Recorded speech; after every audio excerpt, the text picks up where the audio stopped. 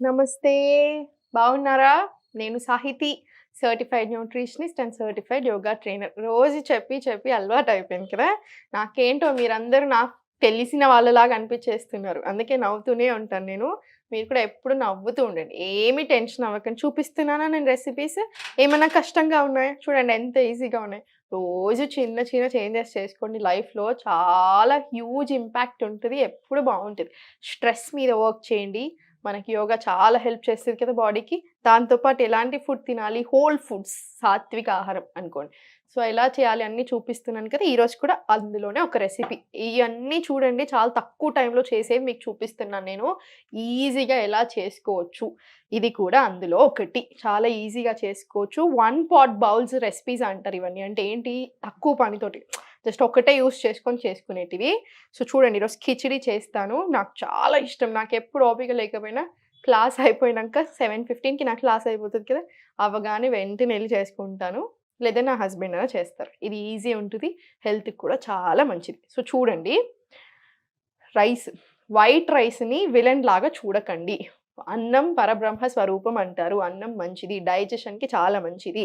మనం చేసే మిస్టేక్ ఏంటంటే ఇంత తినాల్సిన ప్లేస్‌లో ఇంత అన్నం తింటాము. ఇంత కూర తింటాము. అది చాలా రాంగ్.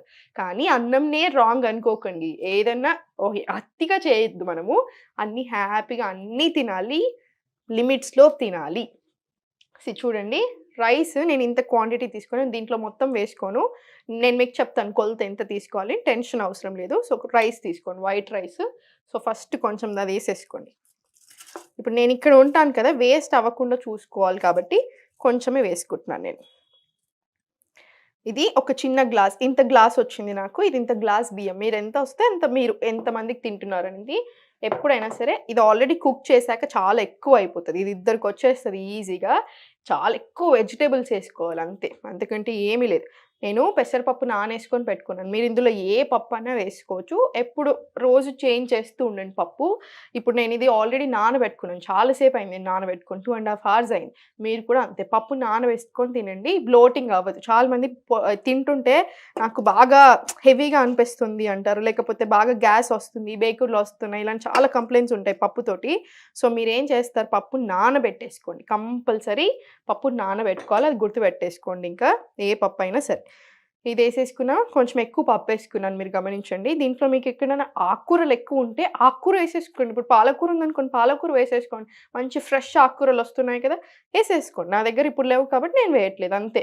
ఇప్పుడు దీంట్లోనే ఉల్లిపాయ ఏసేసుకోండి. దీంట్లోనే ఇవి బీన్స్ మీరింత చిన్నగా కట్ చేసుకోవాల్సిన పనేం లేదు. మీరు పెద్దగా కట్ చేసుకున్నా ఓకే. ఆల్రెడీ ఉడకబెట్టేస్తాం కదా! ఇంకా పెద్ద పెద్ద ముక్కలు చేసుకోండి ఏం పర్లేదు. ఇవి చూసి అమ్మో! ఇన్ని కూరగాయలా నేనింత చిన్నగా కట్ చేసుకునే ఓపిక నాకు లేదని అనుకోకండి. చిన్నగా చేసుకోవచ్చు, పెద్దగా కూడా చేసుకోవచ్చు.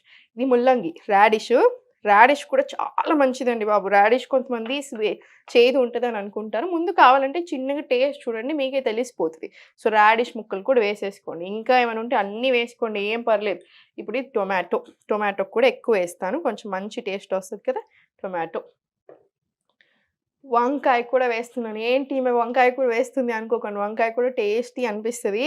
సో, కొంచెం తక్కువేసుకోండి కావాలంటే స్టార్టింగ్‌లో కాబట్టి. తర్వాత ఇంకొంచెం పెంచుతూ వెళ్ళొచ్చు. మీకొకసారి టేస్ట్ చూసాక ఇప్పుడు నేనంతెందుకు ఇంతకుముందు ఒక ఐటెమ్ చేశానా, స్టూడియోలో అందరూ చూసారు. ఏం బావుంటదోలే అనుకోని ఉంటారు. కానీ తిన్నాక అందరూ ప్రతి ఒక్కళ్ళు చాలా బావుందని 4, 5 సార్లు చెప్పారు. ఈ ఐటెమ్ కూడా అంతే. ఇవన్నీ మనకి ఒక అజంప్షన్‌లో ఉండిపోతున్నాం. ఏమని? ఎక్కువ ఆయిలేస్తేనే ఎక్కువ టేస్టీ, ఎక్కువ అన్నీ హడావిడి చేస్తే ఎక్కువ టేస్ట్ అని అలా ఏముండదు. సింపుల్‌గా చాలా హెల్తీగి టేస్టీ చేసుకొని తినొచ్చు. మిరపకాయలేసుకొని నాకు కొంచెం కారం చాలా ఎక్కువ ఇష్టం. సో, నేను కొంచెం ఎక్కువేసుకుంటాను. బట్ ఇక్కడైతే తక్కువేశాను. ఇక మీకు కుదిరినంత వేసుకోండి. కరివేపాకు కూడా కొంచెం ఏసేసుకోండి. దీంట్లో ఎక్కువొద్దు. జస్ట్ కొంచెం ఏసుకోండి. మళ్ళా పోపు పెట్టుకుంటాం కదా! అప్పుడేసుకుందాము. సో, ఇవన్నిటికి తగ్గట్టు వాటర్. ఇప్పుడు ఇంత గ్లాస్‌కి రైస్ తీసుకున్నారనుకోండి, ఇంత గ్లాస్ కంటే కొంచెం తక్కువ పప్పు తీసుకోండి.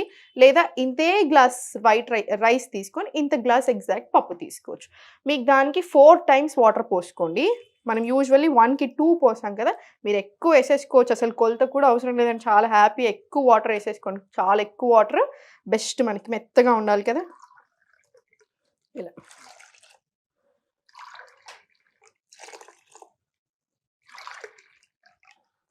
ఇలా స్లోలీ తీసేసుకోండి. లాస్ట్‌కి మనకు ఒకవేళ కొంచెం వాటర్ తక్కువ అనిపిస్తే మళ్ళీ మనం ఇంకొంచెం వాటర్ యాడ్ చేసేసుకొని కలుపుకోవచ్చు. మీకు ఆ టెన్షన్ ఏం లేదు. సో నీట్‌గా ఇది పెట్టేసుకోండి. అల్యూమినియం అయితే నేను అస్సలు సజెస్ట్ చేయను. అల్యూమినియం మాత్రం వాడకండి. ఇలా స్టీల్ కొనుక్కోండి. స్టీల్‌లోనే యూజ్ చేయండి. ఇంక ఇది పెట్టేసుకోండి స్టవ్ మీద. మనం విజిల్స్ వచ్చేదాకా వెయిట్ చేద్దాము. విజిల్స్ ఎన్ని రావాలి? ఒక 2 or 3 విజిల్స్ మినిమమ్ వస్తే బెస్ట్. పెసరపప్పు కదా! సో జస్ట్ 2 విజిల్స్ అయినా మనకు సరిపోతది. మీరు కంఫర్టబుల్‌గా, హ్యాపీగా ఇంట్లో ఏ కూరగాయలు ఉంటే ఆ కూరగాయలు వేసేసుకోండి. ఇంకేమైనా ఉంటే అవి కూడా వేసుకోవచ్చు. సోరకాయలు నా దగ్గర ఇప్పుడు లేవు. నేను వేయలేదు. మీరు సోరకాయ కూడా వేసుకోవచ్చు. సోరకాయ చాలా మంచి వెజిటబుల్. సోరకాయ కూడా వేసుకోవచ్చు.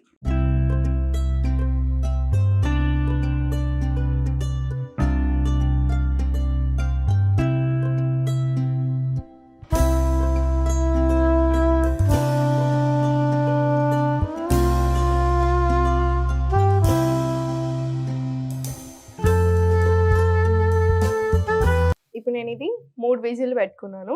మీరు 4 పెట్టుకున్నా సరే, 3 పెట్టుకున్నా సరే ఇంకా మీ ఇష్టము. మీరు తీసుకున్న క్వాంటిటీని బట్టి. నేనైతే 3 విజిల్ పెట్టుకున్నాను ఇప్పుడు నేను చూపించిన మెజర్‌మెంట్స్‌కి. ఇప్పుడు దీన్ని పోసేసుకుందాం మనము. సో కొంచెమే ఆయిల్ వేసుకోండి. మనకి ఇవన్నిటికి మీరు చూడండి నేను చాలా తక్కువ ఆయిల్ వేస్తాను అన్నిటికీ. సో కొంచెం ఆయిల్ వేసుకోండి చాలు. ఇంతే ఆయిల్ సరిపోతది. అందుకే ముందే వేయాలి. అన్ని కూరగాయలు ఇప్పుడు దాంట్లోనే వేసి ఉడకబెట్టడానికి మెయిన్ రీజన్ అది. మళ్ళీ కూరగాయలకు సెపరేట్‌గా మళ్ళీ దాన్ని వేయించి ఇవన్నీ చేశారనుకోండి ఎక్కువ ఆయిల్ పడిపోతది. ఇంత ఆయిల్ చాలు. లాస్ట్‌కి మనం నీట్‌గా కొంచెం నెయ్యి వేసుకుంటాం. సో మీకు ఏ టెన్షన్ అవసరం లేదు. సో కొంచెం నెయ్యి కాగనివ్వండి. పోపులో కోసం ఆవాలు, జీలకర్ర వేసేసుకొని దీంట్లోనే కరివేపాకు ఎక్కువ వేసుకోండి. కరివేపాకు కూడా ఆల్రెడీ వేసాను నేను దాంట్లో. మిర్చి, దీంట్లోనే మనం అల్లం, నేను ఫ్రెష్‌గా దంచి పెట్టుకున్న అల్లం తీసుకున్నాను. మీరు అల్లం వెల్లిపాయ పేస్ట్ కూడా వేసుకోవచ్చు.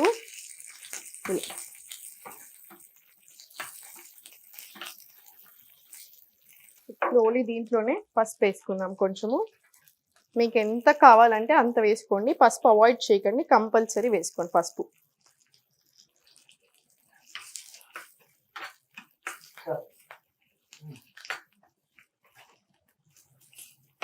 దీంట్లో కొంచెం జీలకర్ర పొడి వేసుకున్నాం. ఇప్పుడు టేస్ట్ మంచిగా వస్తుంది అందుకని.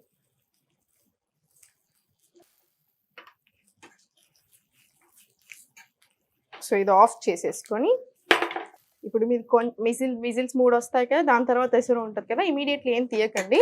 మీరు కొంచెం సేపు అయ్యాక ఎసరు పోయాక తీసేసి మళ్ళీ ఒక్కసారి పొయ్యి మీద పెట్టేసుకోండి. ఇది ఇప్పుడు ఈ పోసి ఇందులో వేసేసుకోండి. ఇలా స్లోగా ఇది కూడా తీసేసి మీరు దీంట్లో ఇంకా కొంచెం వాటర్ కావాలి అనుకుంటే ఇంకా కొంచెం వాటర్ యాడ్ చేసుకోవచ్చు. మీకు ఎలా ఇష్టమైతే అలా తీసుకోండి. ఇప్పుడు మందం అయితే నాకు ఈ వాటర్ సరిపోతుంది. ఇంకా మీకు ఎలా ఇష్టమో దాన్ని బట్టి ఇంకొంచెం తీసుకోవచ్చు.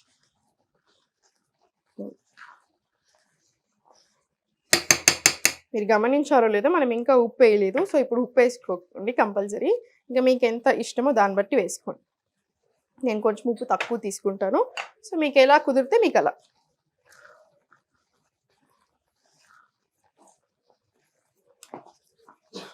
ఇంతే, ఇంకా మన స్టవ్ ఆఫ్ చేసేసుకోండి. మన కిచిడి రెడీ అయిపోయింది. నేను ఇప్పుడు దీన్ని సర్వింగ్ బౌల్లో తీసుకొని నేను మీకు చూపిస్తాను. ఉప్పు సరిపోయిందో లేదో చూసుకుందాము. ఉప్పు సరిపోకపోతే ఇంకొంచెం వేసుకోండి. ఇంకొంచెం పడుతుండొచ్చు.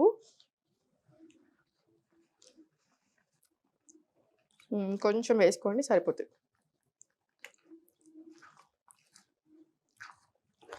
దీన్ని సర్వింగ్ బౌల్లో తీసుకొని మీరు నీట్గా ప్లేట్లో పెట్టేసుకోండి. దీంట్లో నుంచే అన్ని కూరగాయలు వచ్చేలాగా చూసుకోండి. సర్వింగ్ బౌల్లోకి తీసుకొని పెట్టుకోండి. ఇప్పుడు కంపల్సరీ తినే ముందు నెయ్యి యాడ్ చేసుకోండి. ఆవు నెయ్యి తీసుకోండి. ఆవు నెయ్యి చాలా చాలా మంచిది. ఇంకా మీరు గుర్తుపెట్టేసుకోండి. ఇప్పుడు ఈ సర్వింగ్ బౌల్‌లో తీసుకున్నాక కంపల్సరీ ఆవు నెయ్యి వేసుకోండి. మీరు 2 టీ స్పూన్స్ వేసుకున్నా సరే, నాకు ఆవు నెయ్యి అంటే చాలా ఇష్టము. మనకి డైజెషన్‌కి చాలా చాలా మంచిది. సో, కంపల్సరీ వేసుకోండి. అమ్మో! నేను లావైపోతానేమో అన్న ఆలోచన తీసేయండి. ఆవు నెయ్యికి చాలా చాలా మంచి ప్రాపర్టీస్ ఉంటాయి. చాలా న్యూట్రిషన్ ఉంటది దాంట్లో. సో, కంపల్సరీ వేసుకోండి. నీట్‌గా కలిపేసుకొని హ్యాపీగా మీరు వేడి వేడిగా స్లోగా సుఖాసనాలో కూర్చోండి. చేతులతో మాత్రమే తినండి. ఇప్పుడు నా చేతులు బాలేవు కాబట్టి నేను స్పూన్‌తోటి తింటున్నాను. మీరు అలానే స్పూన్‌తో తినకూడదు. మనకది కూడా చాలా చాలా ఇంపార్టెంట్. ఇప్పుడు కిచిడి వల్ల మనకి వెయిట్ లాస్‌కి చాలా హెల్ప్ అవుతుందో, దీంట్లో కావాల్సినయన్నీ ఉన్నాయా? దీంతో పాటు మీరు కూర్చునే పొజిషన్ కూడా ఇంపార్టెంట్. నీట్‌గా చేతులతోటి సుఖాసనాలో కూర్చొని స్లోగా ఎంజాయ్ చేస్తూ తినేసేయండి. మళ్ళీ కలుద్దాం.